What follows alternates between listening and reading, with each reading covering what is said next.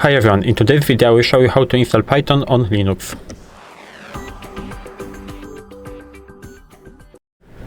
So in order to install Python on Linux, you have to go into your terminal, so show apps, we have to type in terminal, press enter, and first of all we need to check if our Python is installed.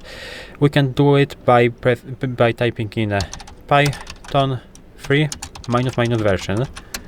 And as you can see, for me Python is installed, and for you it should also be, because on almost every Linux distribution the Python is installed by default.